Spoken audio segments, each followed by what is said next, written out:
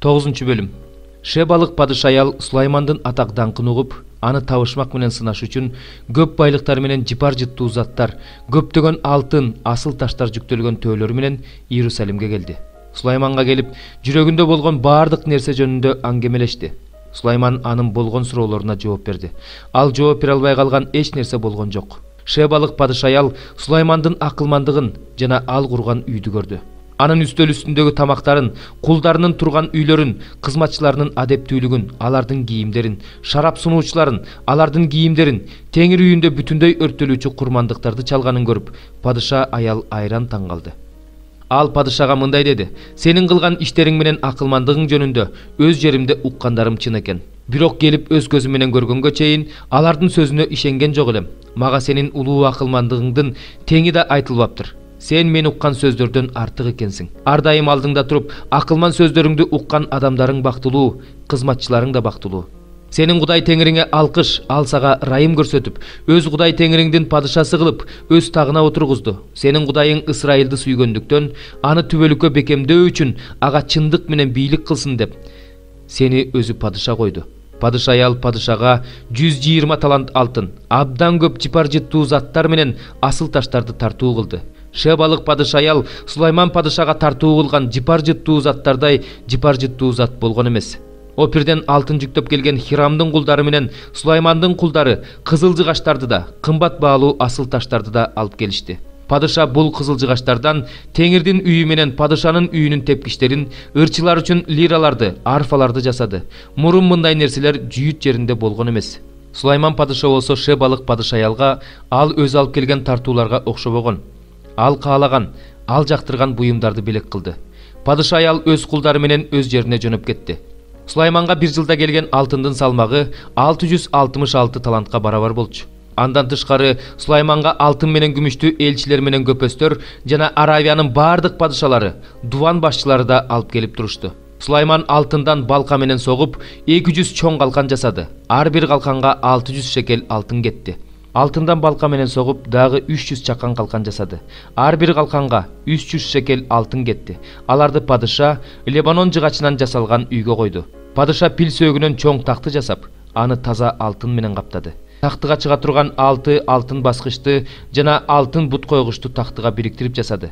Тактынын отургучунун эки тарабына чыканак койгучтарды жана алардын жанына 2 арстанды жасады. 6 баскычтын эки тарабына 12 арстан жасады. Бир да падышачылыкта мындай такты болгон эмес. Сулайман падышанын суусундук иче турган идиштеринин бардыгы алтындан эле. Лебанон жыгачынан курулган үйдөгү идиштер да таза алтындан болчу. Сулаймандын тушунда күмүш эч бааланчу эмес. Анткени Хирамдын кулдары падышанын кемелери менен Таршишка барып келишчү. Кемелер Таршиштан 3 жылда бир жолу келчү. Ал жактан алтын, күмүш, пилдин сөөктөрү, маймылдар менен тооз куштары алып келинчү. Ошентип Сулайман падыша байлыгы, акылмандыгы жагынан жер жүзүндөгү бардык падышалардан ашып түштү. Кудай тарабынан берилген Сулаймандын акылмандуулугун угуш үчүн жер жүзүндөгү падышалар аны издеп келишчү. Алардын ар бири жыл сайын өз атынан алтын күмүш идиштерди, кийим кечелерди, курал жарактарды, жыпар жыттуу заттарды, аттар менен качырларды тартуулап келишчү. Сулаймандын аттары менен майдан арабалары үчүн 4000 мамысы, 12000 атчан аскери болгон. Аларды ал арабалар тура турган шаарларга жана Иерусалимге, өзү жашаган шаарга жайгаштырган. Ал Эфрат дарыясынан Пелишти жерине чейинки, андан ары Мисыр чегине чейинки бардык падышаларга үстөмдүк кылды. Падыша Иерусалимде күмүштөрдү ташка теңеди. Кедр жыгачынын көптүгүнөн аны ойдуң дөскөн тытка теңеди. Аттарды Сулайманга Мисирден жана бүт жерлерден алып келишчү. Сулаймандын калган башка иштери, алгачкыда акыркыда иштери Натан пайгамбардын жазууларында, Шилолук Акиянын пайгамбарчылыгында жана көрөгөч Жоэлдин Небаттын уулу Жарабам жөнүндө көргөн көрүнүштөрүндө жазылган. Сулайман Иерусалимде бүткүл Ысрайылга 40 жыл бийлик кылды. Сулайман көз жумуп, ата бабаларына кошулду. Атасы Дөөттүн шаарына коюлду. Анын ордуна уулу Рехабам падыша болду. Ыйык элчи Жүйүттүн каты. Кудай аты аркылуу ыйыкталган жана Иса Машаяк аркылуу сакталган чакырылгандарга Иса Машаяктын кулу Жакыптын бир тууганы Жүйүттөн салам. Кудай силерге ырайымын төгүп, тынчтыгын бере берсин. Силерде анын сүйүүсү арта берсин. Сүйүктүү бир туугандар, силерге жалпы куткарылуу жөнүндө жазууга дилгирелем. Бирок мен силерди ыйыктарга бир ирет берилген ишеним үчүн күрөшүүгө чакырууну зарыл деп таптым. Анткени силердин араңарга жашыруун түрдө кирип алган адамдар бар. Алар Кудайыбыздын ырайымын бузуктукка алмаштырган, жалгыз эгедерибиз жана Теңирибиз Иса Машаяктан баш тарткан кудайсыз адамдар. Алар үчүн байыртадан эле сот белгиленген. Силер баарын билсеңер да, мен Теңирдин өз элин Мисир жеринен алып чыккандан кийин ишенбегендерин жок кылып салганын, алгач кабалын сактабай өздөрүнүн жайын таштап кеткен периштелерди да түбөлүккө байлап, караңгылыкка камап, сот боло турган улуу күнгө сактап койгонун, ошолорго окшоп бузуктукка баткан жана бөлөк дененин артынан ээрчиген Содом, Амор шаарлары жана алардын тегерегиндеги шаарлар башкаларга сабак болуш үчүн түбөлүк от жазасына тартылганын эскертким келет. Өздөрүнүн денесин булгаган, жогоркуларды тоготпой, жогорку бийиктегилерди жамандаган ошол кыялкештерге да так ушундай болот. Башкы периште Михаил да Мусанын сөөгүн талашып шайтан менен айтышканда аны айыптоого батынбай, сага Теңир тыюу салсын деп гана айткан. Булар болсо өздөрү билбегендеринин баарын жамандашат. Өздөрүнүн табияты боюнча тилсиз жаныбарлардай ал эми билген нерселери менен өздөрүн кыйратып жок кылышат. Аларга кайгы. Анткени алар кабылдын жолу менен жүрүшөт. Биламга окшоп арамакчанын артынан түшүп, адашып жүрүшөт. Корак сыяктуу каршы чыгып, өздөрүн өлүмгө дуушар кылып жатышат. Мындайлар силердин сүйүү кечиңерде азгырык болушат. Силер менен тойлоп өздөрүн коркпостон семиртишет. Алар шамал айдаган суусуз булуттар, алар тамыры менен жулунган, эки жолу өлгөн, жемишсиз күзгү дарактар. Алар өзүнүн ыплас нерселерин көбүктөнткөн деңиздин долу толкундары, адашкан жылдыздар, алар үчүн караңгылыктын караңгылыгы түбөлүккө сакталып турат. Адам атадан кийинки 7-чи тукумдан чыккан Энох да алар жөнүндө мына Теңир бардыгын соттош үчүн, кудайсыздардын өздөрүнүн кудайсыздыгы менен жасаган иштеринин бетин ачуу үчүн, ага каршы осол сөздөрдү айткан кудайсыз күнөөкөрлөрдү ашкерелөө үчүн өзүнүн түмөндөгөн ыйыктары менен келе жатат деп пайгамбарчылык кылган. Алар күңкүлдөктөр жана эч нерсеге ыраазы болбогондор, алар өздөрүнүн кумарларына жетеленип жашашат, ооз көптүрүп сүйлөшөт, өздөрүнүн пайдасы үчүн кошоматчылык кылышат. Бирок силер, сүйүктүү бир туугандар, Теңирибиз Иса Машаяктын элчилери тарабынан алдын ала айтылган сөздөрдү эсиңерден чыгарбагыла. Алар силерге акыркы убакта өздөрүнүн ыплас кумарларына жетеленип жашаган шылдыңчылдар пайда болот деп айтышкан. Алар ортого жик салуучу, руху жок, табигый адамдар. Сүйүктүү бир туугандар, силер болсо өзүңөрдү ыйык ишенимдердин негизинде бекемдегиле, ыйык рухтун жетеги менен сыйынгыла. Түбөлүк өмүргө ээ болушуңар үчүн Теңирибиз Иса Машаяктан ырайым күтүп, өзүңөргө болгон Кудайдын сүйүүсүн сактап жашагыла. Олку солку болуп жаткандарга боорукердик менен мамиле кылгыла. Ал эми кээ бирөөлөрдү оттон алып калган сыяктуу коркутуу менен куткарып калгыла. Алардын денеси менен булганган кийиминен да жийиркенип, коркунуч менен ашкере кылгыла. Кылымдар мурун жана азыр түбөлүктөн түбөлүккө даңк, улуулук, кубат жана бийлик силерди жыгылуудан сактай ала турган, өзүнүн даңкынын алдында кемчиликсиз кылып, кубанычыңарды сактап тура ала турган биздин Теңирибиз Иса Машаяк аркылуу куткаруучубуз болгон жалгыз акылман Кудайыбыздыкы. Амин. Сепания 1 бөлүм. Жүйүт падышасы Амон уулу Жошиянын тушунда Жехиския уулу, Амария уулу, Гедалия уулу, Куши уулу Сепанияга Теңирден болгон сөз. Бардыгын жер үстүнөн жок кылам дейт Теңир. Адамдарды да, жаныбарларды да, асман канаттууларын да, деңиз балыктарын да жок кылам. Мыйзамсыздарды азгырыктары менен кошо жок кылам. Адамдарды жер үстүнөн жок кылам дейт Теңир. Мен өз колумду жүйүткө жана Иерусалимдин бардык тургундарына каршы сунам. Бул жерден Баалдын калдыгын, анын буткана кызматчыларынын ысымын да, кызматчыларын да жок кылам. Үйдүн үстүндө туруп алып, асман кошуундарына табынгандарды, Теңир менен ант бергендерди, өздөрүнүн падышалары менен ант бергендерди жок кылам. Теңирден баш тарткандарды, Теңирди издебегендерди, ал жөнүндө сурабагандарды жок кылам. Кудай Теңирдин алдында унчукпа. Анткени Теңирдин күнү жакын, чалына турган курмандыкты Теңир даярдап койгон, кимди чакырууну белгилеп койгон.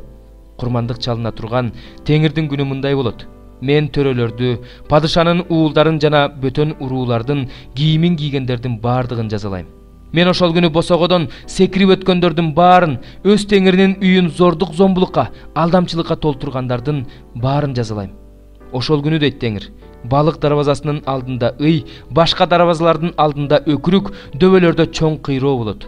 Шаардын төмөнкү бөлүгүндө жашагандар боздоп ыйлагыла, анткени соода сатык кылган эл бүт бойдон жок болот. Күмүштүн түйшүгүн тарткандар кырылат. Ошол учурда мындай болот. Мен Иерусалимди чырактан менен карап чыгам да, өздөрүнүн ачыткысынын үстүндө отуруп алып, ичинен теңир жакшылык да, жамандык да кылбайт дегендерди жазалайм.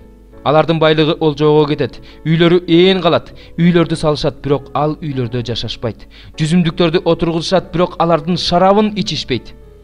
Теңирдин улуу күнү жакын, абдан шашып келе жатат. Теңир күнүнүн добушу угулуп жатат. Ошондо эң күчтүү да ачуу кыйкырат. Ал күн каардын, кайгы менен кысымчылыктын, кыйроо менен бүлгүн чапкындын, караңгы менен туңгуюктун, булут менен мунарыктын, сепилчептүү шаарларга жана бийик мунараларга каршы сурнай тартуу жана согуш ураандарын чакыруу күнү. Мен адамдарды кысымга алам, ошондо алар сокурларга окшоп басып калышат. Анткени алар теңирге каршы күнөө кылышты. Алардын каны топурактай, денелери кыктай туш-тушка чачылат. Теңирдин каары төгүлгөн күнү аларды күмүшү да, алтыны да куткара албайт. Бул жер бүт бойдон анын кызганычынын оту менен өрттөлөт. Анткени ал бул жерде жашагандардын бардыгын күтүлбөгөн жерден кырып жок кылат. 23 бөлүм. Чогулгандардын бардыгы орундарынан туруп, Исаны Пилатка алып барышты да, мындай деп айыптай башташты. Биз бул адамдын элибизди бузуп жатканын көрдүк. Падышага салык төлөөгө тыюу салып, өзүм машаяак падышамын деп жүрөт. Ошондо Пилат Исадан: "Сен жүйүттөрдүн падышасыңбы?" деп сурады. Исага: "Өзүң айтып жатасың" деп жооп берди.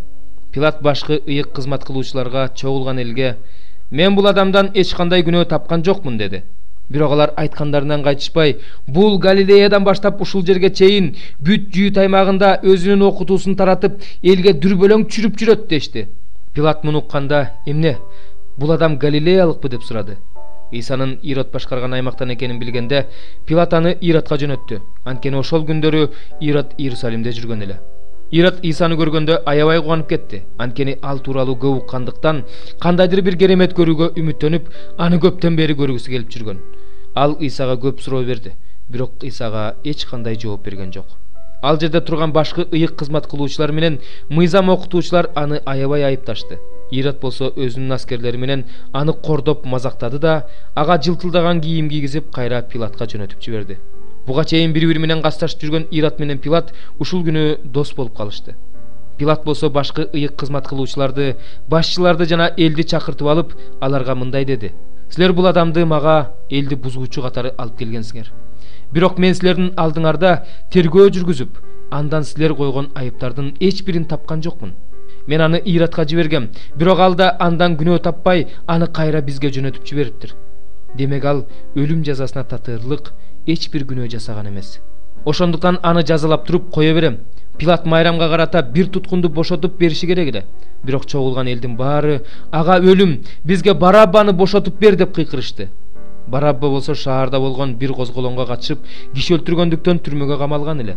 Пилат кайрадан элге кайрылып, Исаны бошоткусу келгенин айтты. Бирок алар: "Аны айкаш жыгачка када" деп кыйкырышты. Пилат үчүнчү жолу аларга: "Ал кандай жаман иш кылды? Мен андан өлүм жазасына татырлык эч кандай күнөө тапкан жокмун. Ошондуктан аны жазалап туруп кое берем" деди. Бирок алар болгон үндөрү менен: "Аны айкаш жыгачка када" деп кыйкырып талап кыла беришти. Алар улам күчөп кыйкыра беришкендиктен 24 Пилат алардын талабын орундатууну чечти. Ошентип ал козголоңго катышып жана киши өлтүрүп түрмөдө жаткан кишини элдин суранычы боюнча бошотту. Исаны болсо алардын эркине тапшырды. Аскерлер Исаны алып бара жатышканда, талаадан келе жаткан Шимон деген киринеялык кишини кармап алышты да, ага айкаш жыгачты көтөртүп, Исанын артынан ээрчитип коюшту. Исанын артынан өтө көп эл ээрчип бара жатты. Алардын арасында ал үчүн боздоп ыйлаган аялдар бар эле. Иса аларга бурулуп мындай деди: "Иерусалимдик кыздар, мен үчүн ыйлабагыла. Өзүңөр үчүн, балдарыңар үчүн ыйлагыла. Анткени тукумсуз, бала төрөбөгөн, эмчек эмизбеген аялдар бактылуу деп айтыла турган күндөр келет. Ошондо тоолорго биздин үстүбүзгө кулагыла, дөбөлөргө болсо бизди басып калгыла деп айта башташат. Жашылдарака ушундай кылышса, анда куурагандараак эмне болот? Иса менен бирге эки кылмышкерди да өлтүргөнү алып бара жатышты. Алар баш сөөгү деген жерге келишкенде, Исаны жана эки кылмышкерди айкаш-чыгашка кадап коюшту. Бирин анын оң жагына, бирин сол жагына кадашты. Иса болсо: "Ата, буларды кечире көр, анткени эмне кылып жатышканын билишпейт" деди. Аскерлер өкчөмө таш ыргытып, анын кийимдерин бөлүп алышты. Эл ошол жерде карап турду. Башкаруучулар болсо: "Ал башкаларды куткарды. Эгерде ал Кудай тандаган Машаяк болсо, анда өзүн куткарсын" деп шылдыңдашты. Аскерлер Исанын жанына келип, ага ачуу ичимдик сунуп: "Эгерде сен жүйүттөрдүн падышасы болсоң, анда өзүңдү куткар" деп шылдыңдашты. Исанын баш жагына грек, латын жана еврей тилдеринде "Бул жүйүттөрдүн падышасы" деп жазылган тактайчаны илип коюшту. Айкаш-чыгашка кадалган эки кылмышкердин бири: "Эгерде Машаяк болсоң, анда өзүңдү да бизди да куткар" деп ага тил тийгизди. Экинчиси болсо аны тыйып: "Кудайдан коркпойсуңбу? Өзүң деле ушул жазага тартылбадыңбы? Бизге туура өкүм чыгарышты. Анткени биз кылган иштерибизге жараша жазабызды алып жатабыз. Бул болсо эч кандай жаман иш жасаган жок да" деди. Анан ал Исага: "Иса, өзүңдүн падышачылыгыңа барганда мени эстей көр" деди. Иса ага: "Мен сага чындыкты айтып коеюн. Бүгүн сен мени менен бейиште болосуң" деди. Болжол менен түшкү 6-сааттан 9-саатка чейин күн көрүнбөй, бүт жерди караңгылык каптап турду. Ибадатканадагы көшөгө дал ортосунан айрылып калды. Иса үнүн катуу чыгарып: "Ата, жанымды сенин колуңа тапшырамын" деди. Ушинтип айткандан кийин ал жан берди. Муну көргөн жүз башы: "Бул чын эле адил адам болчу" деп Кудайды даңктады. Муну көрүүгө чогулган эл болгон окуяны көргөндөн кийин өкүнүү менен тарая баштады.